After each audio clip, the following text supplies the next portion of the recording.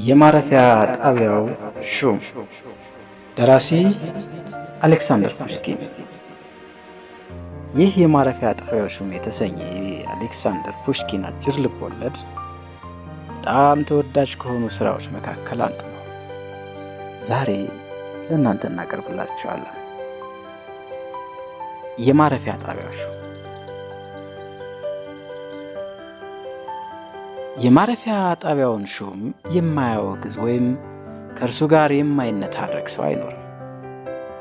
ቁጣው በሚገነፍልበት ወቅት የዚያን ሰው ግዴለሽነት፣ ብልግናውንና ሰዓት አለማክበሩን አስመልክቶ ፋይዳ ቢስ ክሱን ለማስፈር ያን መከረኛ መዝገብ የማያገላብጥ ሰው የለም።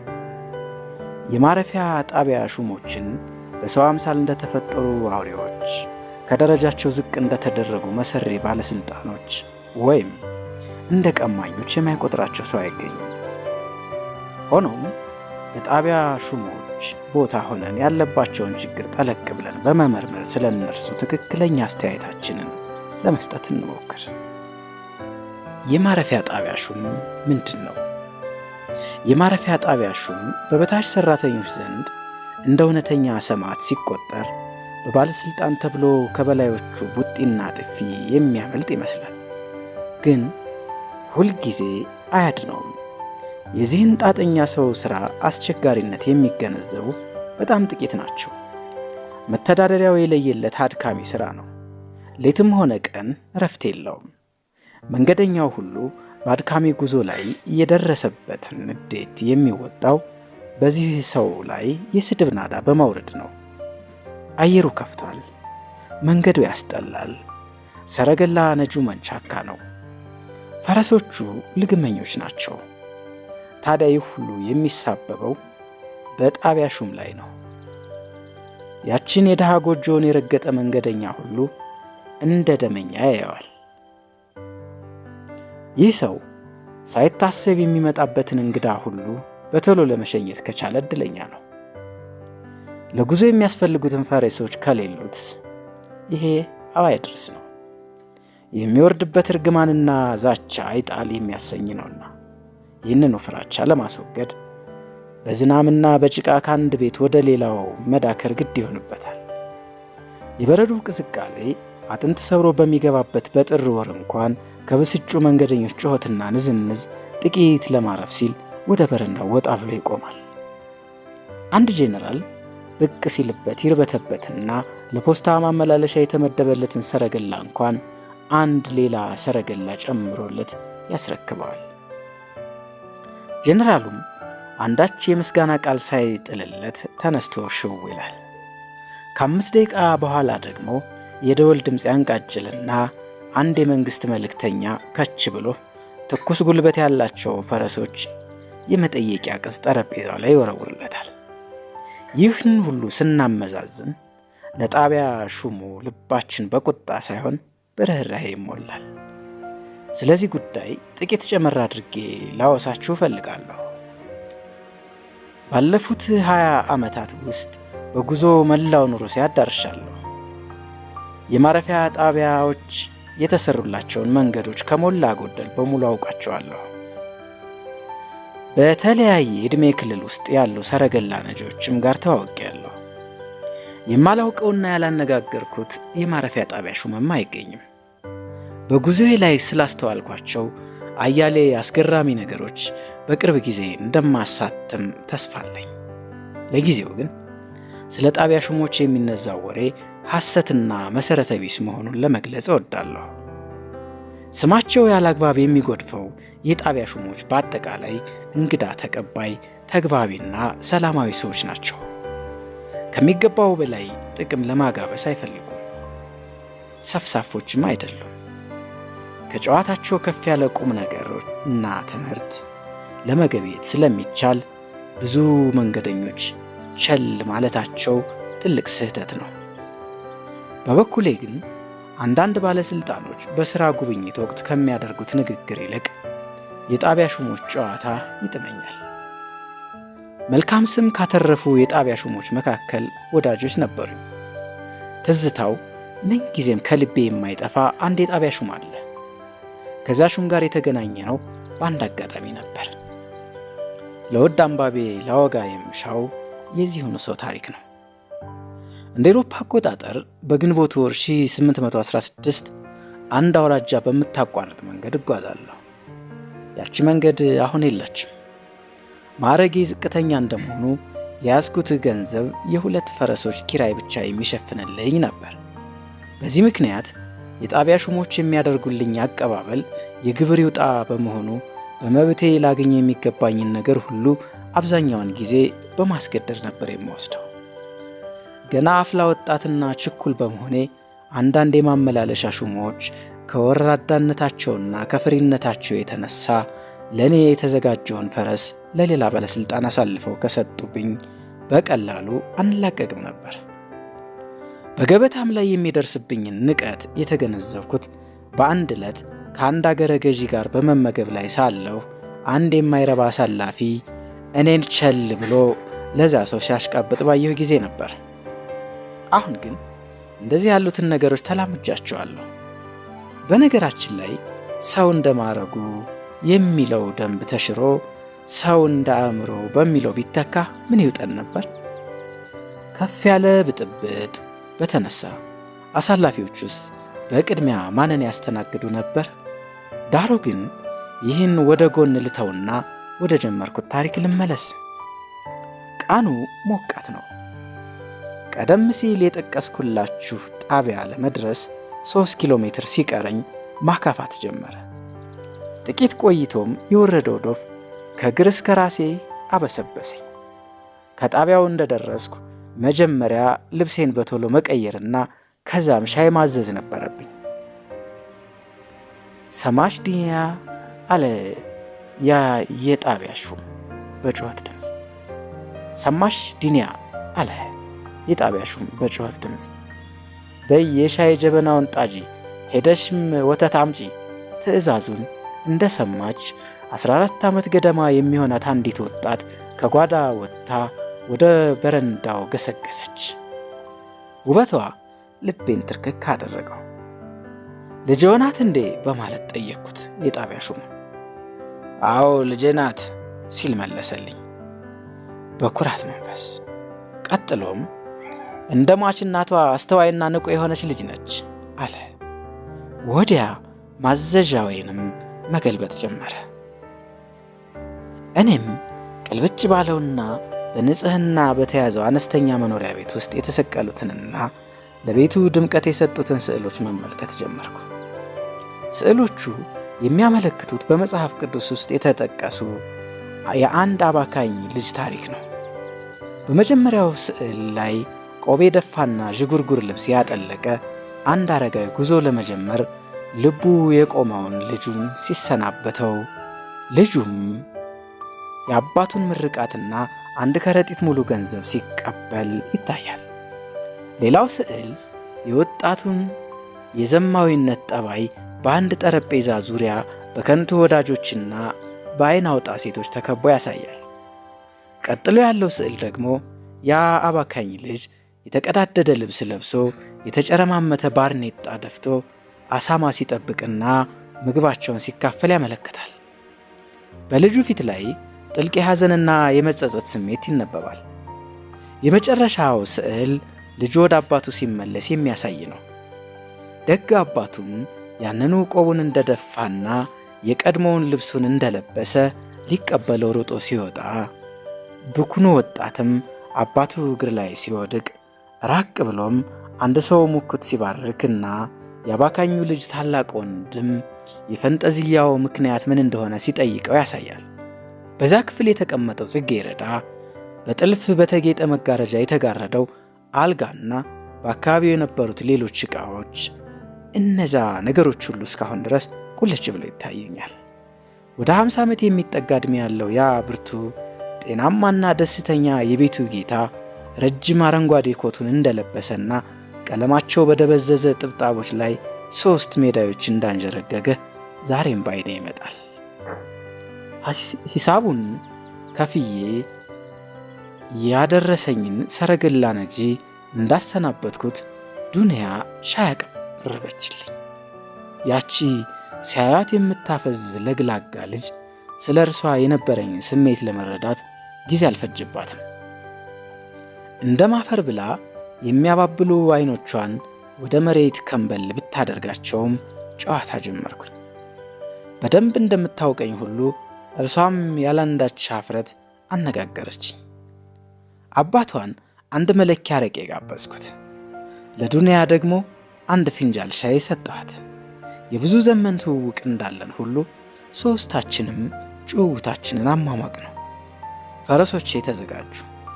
እኔ ግን ከጣቢያው ሹምና ከልጅቱ መለየት ጠላሁ። ቅር እያለኝ ተሰናብቻቸው ወደ በሩ ሳመራ አባትየው መንገዱን ጨርቅ ያርግልህ አለኝ። ልጅቱም እስከ ሰረገላዬ ድረስ ሸኘች። በረንዳው ላይ ቆም ብዬ እንደ ስማት ፈቃዷን ጠየቅኩ። ዱንያም ፈቀደችልኝ። የሳምኳቸው ሴቶች ስፍር ቁጥር የላቸውም። ሆኖም ይችን ወጣት የሳምኩትን ያህል ያረካኝና ፈጽሞ የማይረሳኝ ትዝታ የጣለብኝ የለም። ጥቂት ዓመታት ካሳለፍኩ በኋላ በአንድ ወቅት በአጋጣሚ በዚያው መንገድ ተጉዤ እዚያው ስፍራ ደረስኩ። የጣቢያ ሹሙ ልጅ ትዝ አለችኝና በአንድ በኩል እርሷን የማግኘት ተስፋ ሲያስፈነድቀኝ፣ በሌላ በኩል ደግሞ የጣቢያ ሹሙ ከሥራ ተባሮ ይሆናል፣ ዱንያም እስካሁን ሳታገባ አትቀርም ብዬ አሰብኩ። ከሁለት አንዳቸው ሞተው ይሆናል የሚል ጭንቀትም በአእምሮዬ ላይ ብልጭ አለብኝና በሐዘንና በፍርሃት ስሜት እንደተዋጥኩ ወደ ማረፊያ ጣቢያው ተቀረብኩ። ፈረሶቼ ወደ ጣቢያ ሹሙ ትንሽ ጎጆ ተጠጉ። ወደ ክፍሉ ጎራ እንዳልኩ የአባካኙን ልጅ ታሪክ ወደሚገልጹት ስዕሎች አማተርኩ። እንደተሰቀሉ ናቸው። ጠረጴዛውና አልጋውም ቀድሞ ቦታቸው ላይ አሉ። ከመስኮቱ ደፍ ላይ ግን አበባ የለም። ክፍሉ በአጠቃላይ እርጅናና ጉስቁልና ይታይበታል። የጣቢያ ሹሙ ከበግ ቆዳ የተሰፋ ካፖርት ብጤ አጥልቆ እንቅልፉን ይለጥጣል። እኔ ስመጣ ባኖ ተነሳ። በእርግጥም ያ ሰው ራሱ ነው፣ ግን እንዴት አርጅቷል! ማዘጃዬን እያገላበጠ ሳለ የሸበተውን ጸጉሩን ባልተላጨ ጉንጩ ላይ የተሸበሸበ ቆዳውንና የጎበጠ ትከሻውን ተመለከትኩ። ያን የመሰለ ጎበዝ በ3 እና በ4 ዓመት ውስጥ ተለውጦ እንዲህ አቅመቢስና እርጅና የተጫነው ሰው ሆኖ መገኘቱ አስገረመኝ። ለመሆኑ አያውቀኝም እንዴ? እርሶና እኔ እኮ የጥንት ወዳጆች ነን አልኩት። ሊሆን ይችላል አለኝ ፊቱን አጨፍክኮ። በዚህ ኃላፊ አግዳሚው ብዙ ነው። አያሌ መንገደኞች ወደዚህ ይመጣሉ። አረ ለመሆኑ ልጅ ዱንያስ ደህና ነች? በማለት ቀጠልኩ። ሽማግሌው ግንባሩን ቋጥሮ እግዚአብሔር ይወቅ አለኝ። አገባች እንዴ ስል ጠየቅኩ። ሽማግሌው ጥያቄን ያልሰማ በመምሰል ማዘዣዬን ዝቅ ባለ ድምፅ ማንበቡን ቀጠለ። እኔም መጠየቄን ተውኩት። ተወት አድርጌ ሻይ አሰስኩ። የማወቅ ፍላጎቴ እየጎተጎተ ስላስቸገረኝ ምናልባት አረቄ ምላሱን ያፍታታለት ይሆናል በሚል ተስፋ ጋበዝኩት። አልተሳሳትኩም። ሽማግሌው ግብዣዬን ለመቀበል አላንገራገረም። አረቄው ከመቅጽበት ከትካዜ አላቀቀው። ሁለተኛውን መለኪያ አረቄ እንደከለበሰ ማንነቴን ያስታወሰ በመምሰል መለፍለፍ ጀመረ። ለካስ ልጄን ዱንያን ያውቋት ኖረዋል አለ በድንገት። እሷን የማያውቅ ከቶ የት ይገኛል? አይ ዱንያ፣ የእሷ ነገር እንዴት ያለች ልጅ ነበረች! እዚህ የሚመጣው ሁሉ የሚያደንቃት እንጂ ስሟን በክፉ የሚያነሳ ማንም አልነበረም። ሴት ወይዛዝርቱ እንኳን ልብስና የጆሮ ጉትቻ ሳይቀር ስጦታ ያበረክቱላት ነበር። መኳንንቱም ምሳ ወይም እራት ያስፈልጋቸው በመምሰል አዘዘው የሚቆዩት እሷን በዓይናቸው እስኪጠግቧት ድረስ ለማየት ነበር። በነገር ሊለክፈኝ ያቆበቆበ መንገደኛ እንኳን እሷን ሳይ ቀዝቀዝ ይልና በአክብሮት ያነጋግረኛል። በነገሮት ላይ ላያምኑኝ ይችላሉ። ነገር ግን ባለስልጣኖች ራሳቸው ከእርሷ ጋር ሲያወሩ ነበር የሚውሉ። አለኝታዬ ነበረች። ቤቴን የምታጸዳ፣ ምግቤን የምታዘጋጅና ማንኛውንም ስራ የምታከናውንልኝ እሷ ነበረች። ታዲያ እኔም ስለምሳሳላት ዓይኔን ከእርሷ ላይ ነቅዬ አላውቅም። አይቼ አልጠግባትም ነበር። ዱንዬን እወዳት ነበር፣ እንከባከባት ነበር፣ አቀማጥላት ነበር። ምን ይደረግ? መዓትን በጸሎት ለማስወገድ አይቻል፣ ከታዘዘው ለማምለጥ አይቻል ካለኝ በኋላ ልብ የሚነካ ታሪኩን እንደሚከተለው አጫወተኝ። ጊዜው ከ3 ዓመት በፊት፣ ወራቱም ክረምት ነበር። አንድ ምሽት ላይ የሂሳብ መዝገብ ለማዘጋጀት ወረቀት ላይ ሳሰምርና ልጄም ጓዳ ተቀምጣ ልብስ ስትሰፋ አንድ ሰረገላ ከቻለ። ቆብ የደፋ ረጅም የወታደር ካፖርት የለበሰና ወፍራም የአንገት ልብስ አንገቱ ላይ የጠመጠመ መንገደኛ ገብቶ ፈረሶች እንዲዘጋጁለት አዘዘ። ፈረሶቹ በሙሉ ተሰማርተው ነበር። መንገደኛው ይህንን ሲሰማ እያንባረቀ አለንጋውን አወናጨፈ። እንደዚህ ያለውን ድርጊት የተላመደችው ዱንያ ከጓዳ እየሮጠች መጥታ መንገደኛውን ረጋ ባለ አንደበት እህል ብጤ ይቀምስ እንደሆነ በትህትና ጠየቀችው። የዱንያ ብቅ ማለት የተለመደውን መልካም ውጤት አስገኘ። የመንገደኛው ቁጣ ወዲያው ድምጥማጡ ጠፋ። ፈረሶች እስኪመጡ ለመጠበቅ ተስማምቶ ራት አዘዘ። የበግ ጸጉር ቆቡን ሲያወልቅ የጠመጠመውን የአንገት ልብሱን ሲፈታና ረጅም ካፖርቱን አውልቆ ሲታይ ቀጭን ጥቁር ሪዝ ያለውና ዘለግ ያለ ወጣት ፈረሰኛ ሆኖ ተገኘ። ወጣቱ ፍጹም ቤተኛ ሆኖ ከጣቢያ ሹሙና ከልጁ ጋር በሳቅ በፈገግታ ይጨዋወት ጀመር። ራት አቀረበ። እራት ቀረበ። በእንዲህ ያሉ ፈረሶች ተመለሱ። ፍሩሽካ እንኳን ሳይቅሙ ወዲያው በመንገደኛው እንዲጫኑ የጣቢያው ሹም ካዘዘ በኋላ ወደ ቤት ተመልሶ ሲገባ ወጣቱ በጠና በመታመሙ አግዳሚው መቀመጫ ላይ ተጋድሞ አገኘው። ድካም ስለተሰማውና ራስ ምታት ስለያዘው ጉዞውን ለመቀጠል እንደተሳነው መንገደኛው ገለጸ። ምንም ለማድረግ አልተቻለም። የጣቢያ ሹሙ አልጋውን ለቀቀለት። በማግስቱም ስላልተሻለው ሐኪም እንዲመጣለት ተወሰነ። ህመሙ እየበረታበት ሄደ። ሐኪም እስከሚደርስለት ዱንያ በኮምጣጤ የራሰ መሐረብ ራሱ ላይ ሸብ አድርጋለት አልጋውን ጎን ተቀምጣ ልብስ ትሰፋለች። የጣቢያ ሹሙ ሲኖር ህመምተኛው እያቃሰተ አንድ ቃል አይተነፍስም። ሆኖም ካጠገቡ የማትለየውን ዱንያን የሚጠጣ ነገር ስጭኝ እያለ ያለማቋረጥ ይወተውታታል። እርሷም ካዘጋጀችው የሎሚ ጭማቂ በኩባያ እየቀዳች አሁንም ታቀርብለታለች። ህመምተኛው ከንፈሮቹን እያረጠበ ኩባያውን በመለሰላት ቁጥር በሚንቀጠቀጡ እጆቹ የዱንያን እጅ ጨበጥ በማድረግ ምስጋናውን ይገልጻል። ሐኪሙ በምሳ ሰዓት ላይ መጣ። የህመምተኛውን ልብ ካዳመጠ በኋላ የሚያስፈልገው ረፍት ብቻ እንደሆነና በ2 ቀናት ውስጥ ጉዞውን ለመቀጠል እንደሚችል ገለጸለት። ሐኪሙ ስላደረገለት ምርመራ መንገደኛው 25 ሩብል ከፍሎት እራት ጋበዘው። ሐኪሙም ግብዣውን ተቀበለና አብረው እራታቸውን እየኮመኮሙ አንድ ጠርሙስ ወይን ጠጅ አጋቡ። ከአንድ ቀን በኋላ መንገደኛው ሙሉ ጤንነቱ ተመለሰለት። እጅግ ከመደሰቱ የተነሳ አንዴ ከዱንያ አንዴ ከጣቢያ ሹሙ ጋር እየቀለደ በፉጨት ሲያንጎራጉር ከመንገደኞች ጋር ሲጨዋወትና እንደረዳት ሆኖ ተቀያሪ ፈረስ መጠየቂያ ደብዳቤያቸውን መዝገብ ላይ ሲያሰፍሩ አለ። በዚህ የተነሳ የጣቢያው ሹም በጣም ወደደው። በ3ኛው ቀን ጠዋት ለመሄድ ሲነሳ ከዛ ፍልቅልቅ ሰው ጋር መለያየቱ ቅሬታ አሳደረበት። ቀኑ እሁድ ስለነበር ዱንያ ወደ ቤተ ክርስቲያን ለመሄድ ተዘጋጅታለች። የመንገደኛው ሰረገላ ቀረበ። ለተሰጠው የመኝታና የምግብ አገልግሎት ለጣቢያ ሹሙ ጠቀም ያለ ገንዘብ ሰጥቶ ተሰናበተው። ዱንያም ከተሰናበታት በኋላ ከመንደሩ ወጣ ብሎ ከሚገኘው ቤተ ክርስቲያን ድረስ ሊያደርሳት ፈቃደኝነቱን ገለጸላት። ዱንያ ነገሩ ግር አላት። ምን አስፈራሽ አላት አባትየው። ክቡርነታቸው ተኩላ አይደሉ አይነክሱሽ፣ እስከ ቤተ ክርስቲያን ያደርሱሽ በማለት አበረታታት። ዱንያ ሰረገላው ላይ ወጥታ መንገደኛው ጎን ተቀመጠች። ሰረገላ ነጂው ዘሎ ፊት መቀመጫው ላይ ቂጥ አለና አፋጨ። ፈረሶቹ እየጋለቡ ነገዱ። ምስኪኑ የጣቢያ ሹም ልጁ ዱንያ ከመንገደኛው ጋር አብራ እንድትሄድ ለምን እንደፈቀደላት ልቡን ምን እንደሰወረው ምን አዚም እንደያዘው ሊገባ አልቻለም። ገና ግማሽ ሰዓት ሳይሆን ሆዱ ባባ። ጭንቀትና ስጋት ስላሸነፈው ሊፈልጋት ወደ ቤተ ክርስቲያኑ ሄደ። እንደደረሰም ሰዎች በመውጣት ላይ መሆናቸውን አየ። ዱንያ ግን ቅጥር ግቢ ውስጥ ሆነ በረንዳው ላይ አልነበረችም። ወደ ቤተ ክርስቲያኑ ዘው አለ። ቄሰ ገበዙ ሻማዎቹን በማጥፋት ላይ ነበር። ሁለት አሮጊቶች ጥግ ይዘው ይጸልያሉ። ዱንያ ግን የለችም።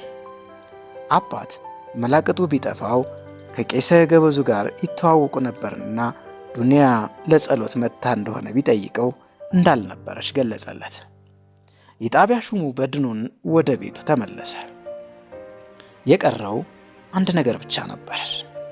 ይኸውም ዱንያ ምናልባት ልጅነት አጥቷሏት የክርስትና እናቷ ወደምትኖርበት ቀጥሎ ወዳለው መንደር ሄዳ እንደሆነ የሚለው ነው። ከሰረገላው ጋር የላካቸውን ፈረሶች እስኪመለሱ ድረስ በጭንቀትና በጉጉት ሲጠባበቅ ቆየ። ሆኖም በጊዜው አልተመለሱም። ሰረገላ ነጂውም ሳይመለሱ ውሎ ወደ ማታ ገደማ ሞቅ ብሎት ብቻውን እየጋለበ ብቅ አለ። ይዞት የመጣው አስደንጋጭ ወሬ ዱንያም ከመንገደኛው ጋር ጭልጥ ብላለች የሚል ነበር። ሽማግሌው ሰውዬ ከደረሰበት ሐዘን ሊላቀቅ አልቻለም። የዚያን ዕለት ማታም ያ ቀጣፊ ጎረምሳ ከአንድ ቀን በፊት ተጋድሞበት ከነበረው አልጋ ላይ ተኛ። የጣቢያ ሹሙ ድርጊቱን ሁሉ እንደገና መለስ ብሎ ሲመለከተው ወጣቱ ታመምኩ ያለው የውሸቱን እንደሆነ ገመተ። ምስኪኑ ሽማግሌ ኃይለኛ የትኩሳት በሽታ ስላጣደፈው ወደ ሆስፒታል ተወሰደ። በእርሱ እግር ሌላ የጣቢያ ሹም ለጊዜው ተተካ።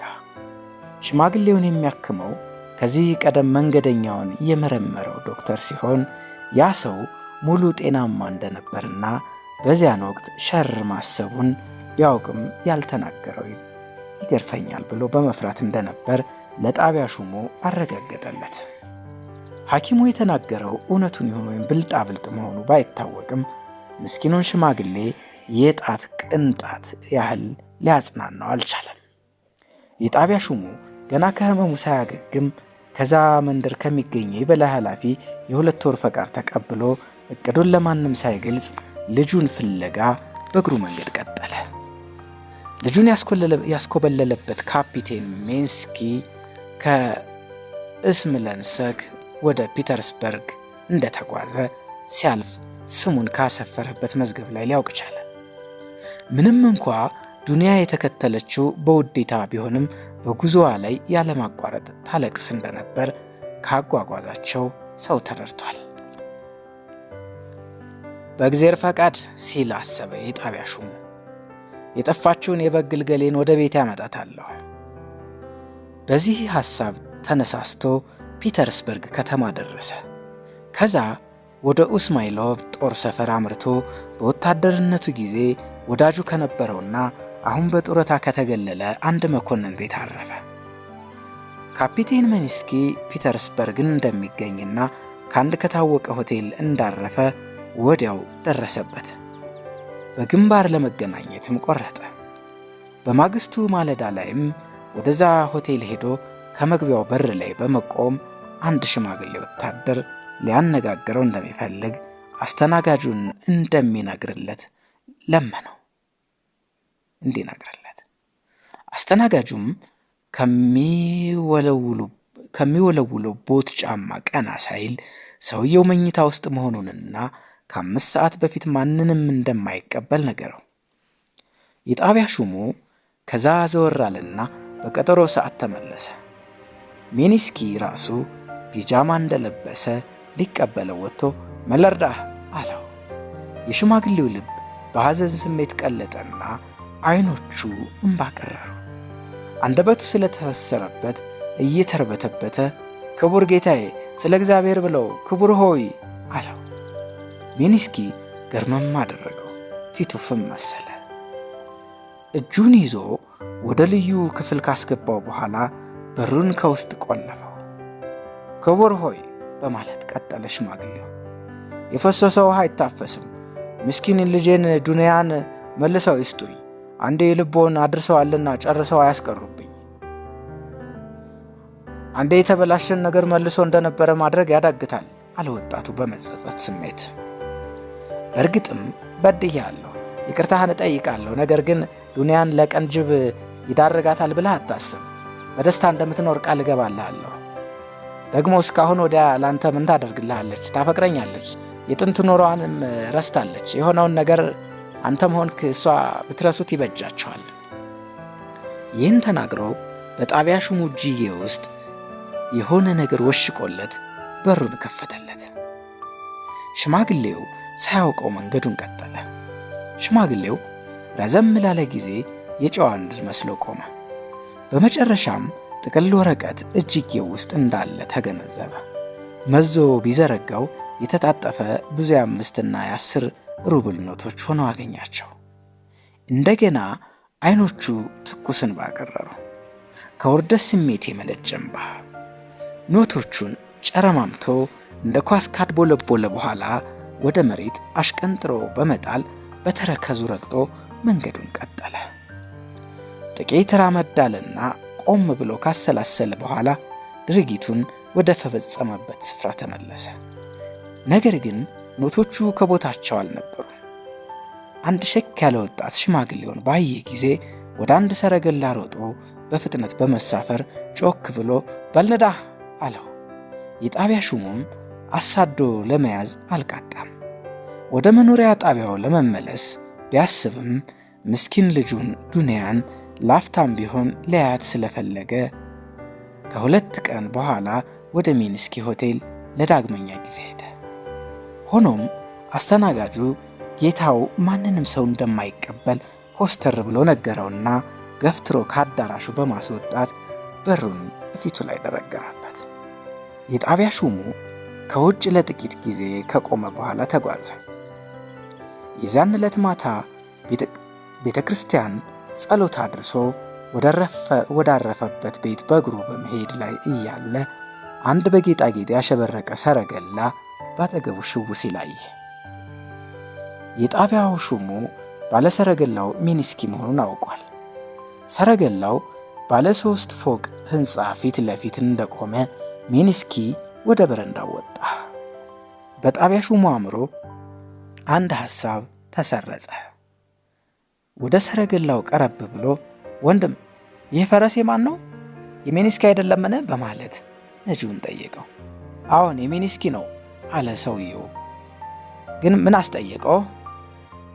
ምክንያቱም እነግርሃለሁ፣ ጌታህ አንድ ማስታወሻ ወደ ዱንያ እንደወስድ አዞኝ ነበር። ግን ይቺ ዱንያ የተባለች ሴት የምትኖርበትን ቦታ አዘነጋሁት አለ የጣቢያ ሹሙ። እሷም እዚሁ ፎቅ ላይ ነው የምትኖር። ሆኖም ወንድሜ መልእክቱን አዘግይተውታል። ጌታዬ ራሳቸው አሁን አብረዋት ነው ያሉት። አይ ግድ የለም አለ የጣቢያ ሹሙ ልቡ ታምቡር እየመታ።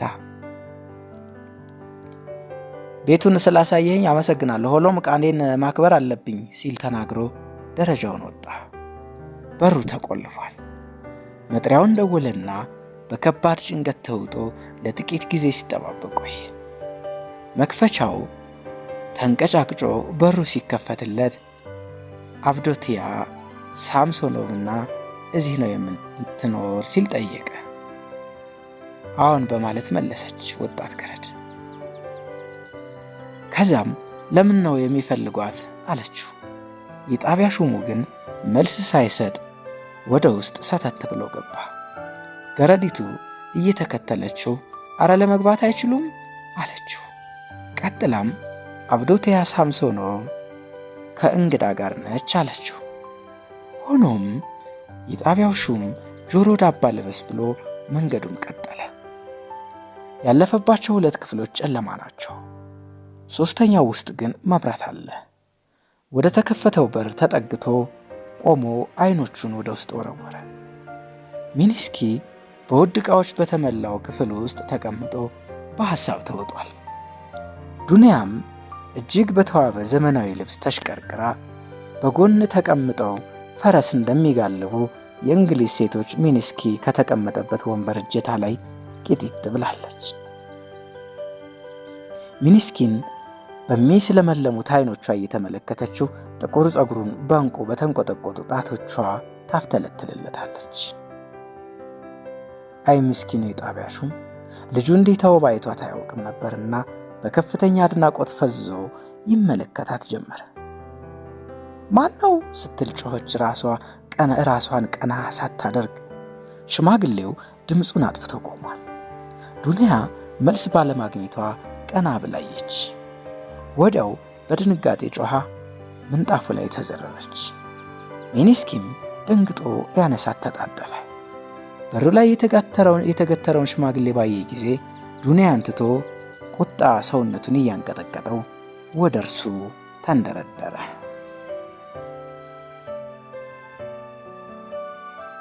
ምንድነው የምትፈልገው? አለ ጥርሱን ነክሶ።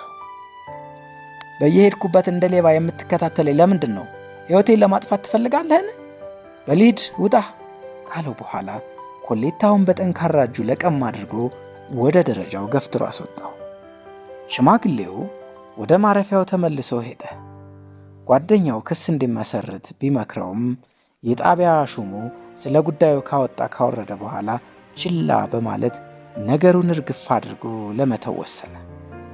ከሁለት ቀን በኋላም ከፒተርስበርግ ወደ ራሱ መኖሪያ ተመልሶ ስራውን እንደቀጠለ በዝርዝር ነገረኝ። ከዱንያ ከተለየሁና ወሬም ከጠፋብኝ ነው አሁን 3 ዓመት ገደማ ሆኖኛል አለ ታሪኩን ሲደመድም። ዛሬ በሕይወት መኖሯን ወይም መሞቷን የሚያውቅ እግዚአብሔር ብቻ ነው።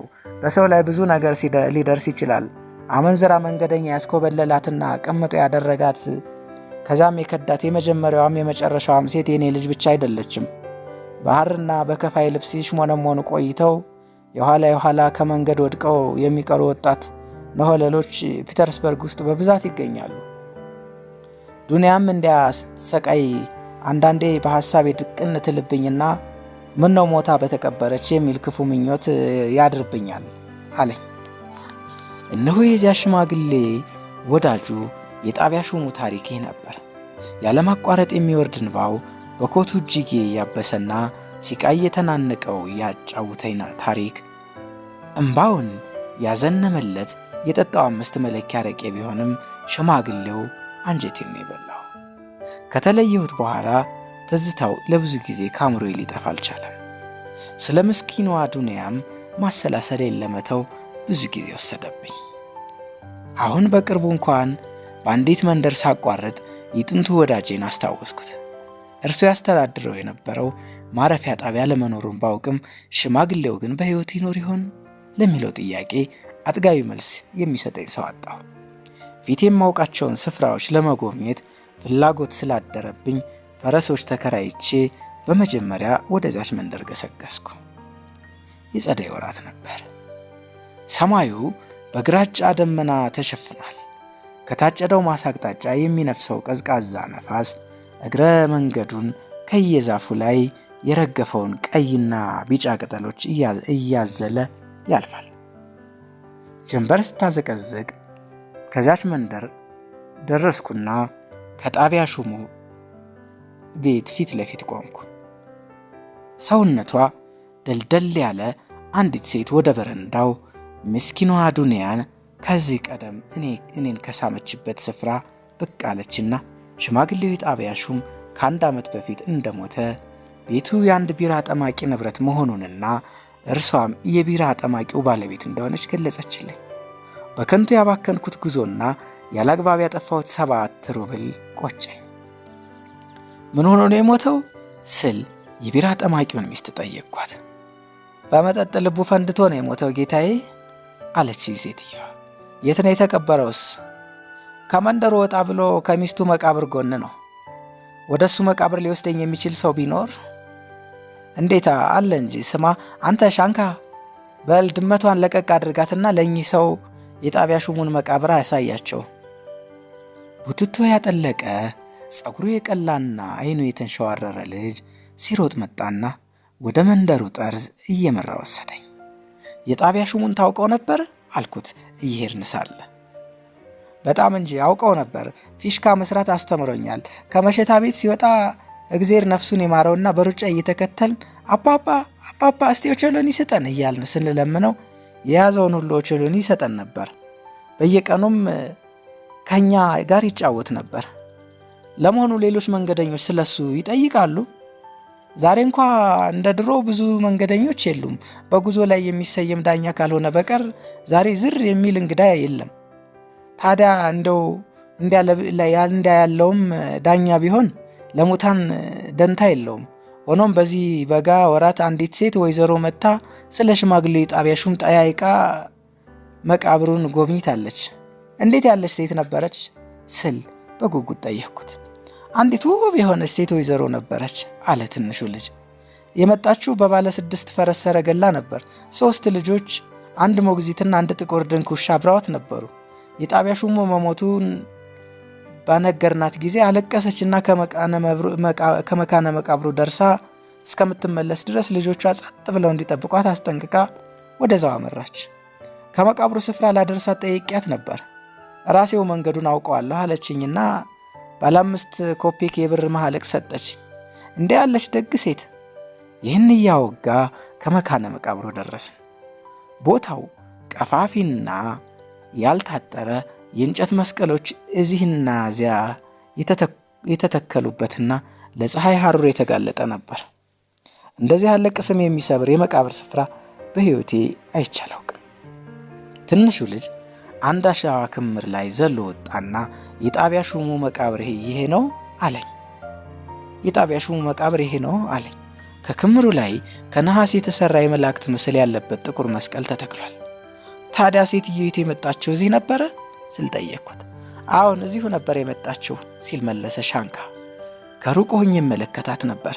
እዚህ ጋደም ብላ ለረጅም ጊዜ ቆየች። ከዛ ወደ መንደሩ ተመልሳ አንድ ቄስ አስጠርታ ጥቂት ገንዘብ ሰጠችው።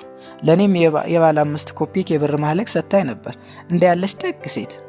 እኔም በበኩሌ ለዚህ ሕፃን የ5 ኮፔክ መሐለቅ ሰጠሁት።